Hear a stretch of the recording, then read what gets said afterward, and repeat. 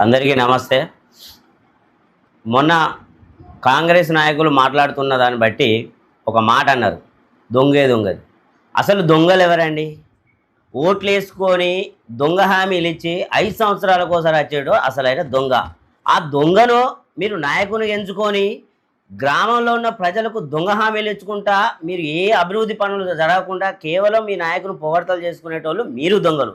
ఈ దొంగలంతా కలిసి మళ్ళా అభివృద్ధి చేయమన్న మా భారతీయ జనతా పార్టీ నాయకుల మీద విమర్శలు చేయడం ఎంతవరకు తగును?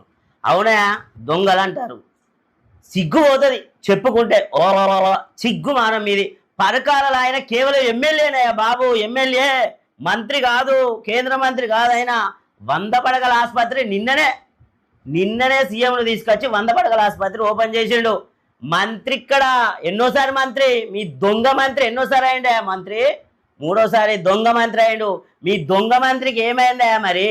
కేవలం ఎమ్మెల్యే మాత్రం అక్కడ 100 పడకలు చేస్తే ఇక్కడ ఉన్న దొంగ మంత్రి 5 సంవత్సరాలకు ఒకసారి వచ్చి దొంగ మంత్రి 100 పడకలు కాదు కదా, కనీసం 50 పడకలు కూడా చేయలేని దొంగ హామీలు ఇచ్చిన దొంగ మంత్రి. అంత సిగ్గుమానం పోతాంటే కూడా మీరు ఏ ముఖం పెట్టుకొని ఆ నాయకులతో తిరుగుతారని నేను చెప్తా ఉన్నా. మొన్నటికి మొన్న మా మహాముత్తర మండలం వచ్చి ఇందిరా మిల్లు 15 సంవత్సరాల క్రితం ఇందిరా మిల్లల్లో స్కామ్ చేసిర్రు కొంతమంది నాయకులు అధికారులు అని చెప్పి మీ దొంగ మంత్రి అన్నాడు. మీ దొంగ మంత్రికి చేతనైతే లేదా? అధికారంలో ఉన్నాడు, ఎందుకు చేతనైతలేడు? మీ కూడా పెద్ద దొంగ మంత్రి. దొంగ హామీలు ఇచ్చి అవుట్ అవ్వబడి 5 సంవత్సరాల కోసం వచ్చేటోడు. వాళ్ళ మీద సిఐడి ఎంక్వైరీ జరిగి ఆల్రెడీ దొంగలు ఎవరు, దోషులు ఎవరు ఆల్రెడీ గత ప్రభుత్వంలో ఉన్నాయి. మరి వాటి మీద యాక్షన్ అనేది తీసుకుంటలేడు.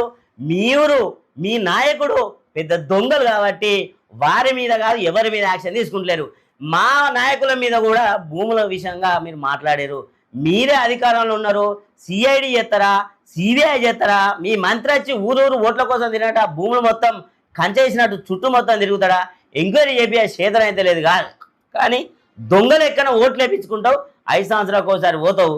మీరు అసలైన దొంగలు అని చెప్పి మేము భారతీయ జనతా పార్టీ నుంచి మేము అంటా ఉన్నాం. ఇప్పటికైనా అభివృద్ధి చేసే కార్యక్రమం చేయండి తప్ప ఇలాంటి ఆరోపణలు సబబు కాదు అని చెప్పి మేము బీజేపీ పార్టీ నుంచి అంటున్నాం.